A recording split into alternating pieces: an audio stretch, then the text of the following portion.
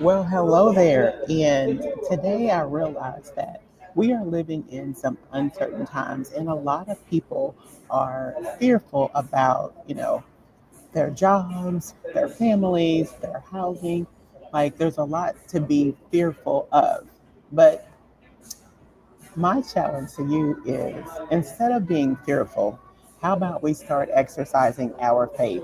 And I had a super light bulb moment. My pastor, shout out to Brother Steve, he is doing a sermon series called The Spirit Effect. And so in my notes, Sunday night, I was looking over my notes that I had taken from Sunday morning. And basically, I had written down that doubt is connected to being in the flesh. When we're doubtful, then we're being in the flesh. And so then when I was reading Galatians 5 and it was talking about, walking in the spirit, and one of the fruits of the spirit is faith, which means if we are operating in doubt and fear, we are walking in the flesh. That was such an eye opener and a light bulb for me. So just these last couple of days, I've been catching myself like, are you walking? Are you walking in the spirit? Are you walking in the flesh? So I hope that helps you like it helped me. So when we think about how we are moving, that next move we're going to make, are we making our moves based off of faith or based off of fear? Because what do we know about faith? Over in Hebrews, it says, for without faith, it is impossible to please him, right? So whatever we do, are we doing it in our own strength?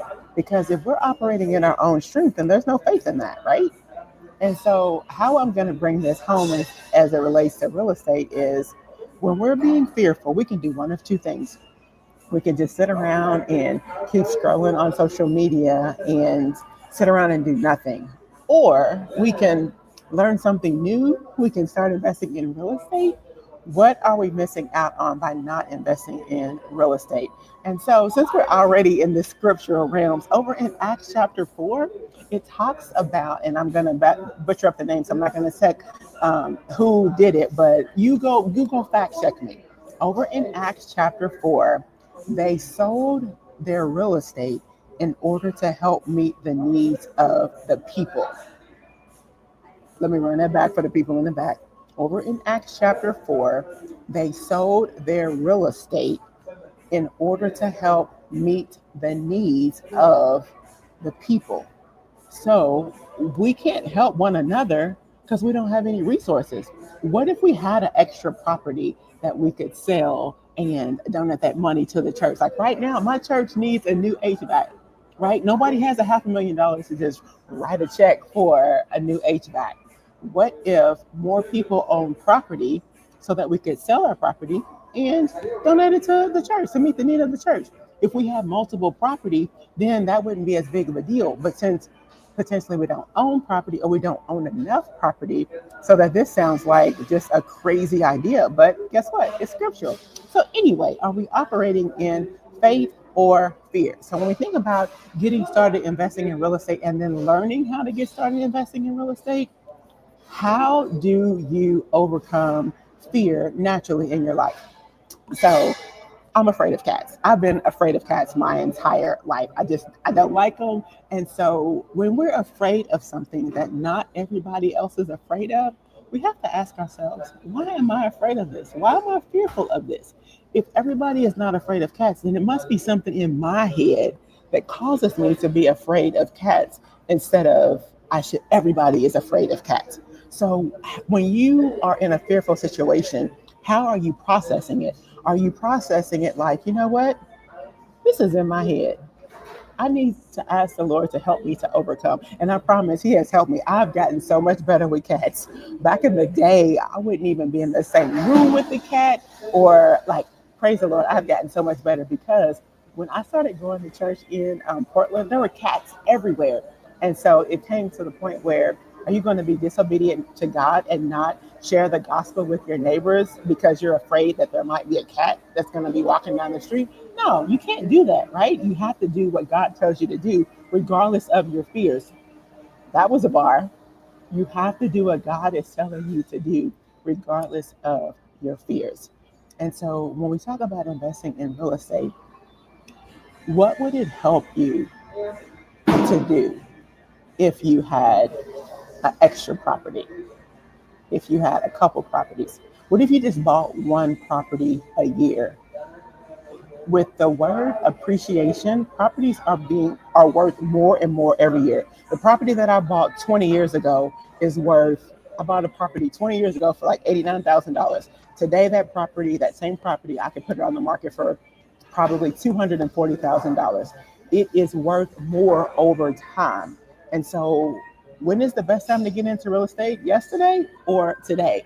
But you're fearful because you don't understand it. So here's my question to you. And I know I'm jumping all over the place, but here's my question to you. Are you afraid of investing in real estate because you don't understand it, or you think it's a bad idea? Like, why? Drop that in the comments. Like, why are you afraid of investing in real estate?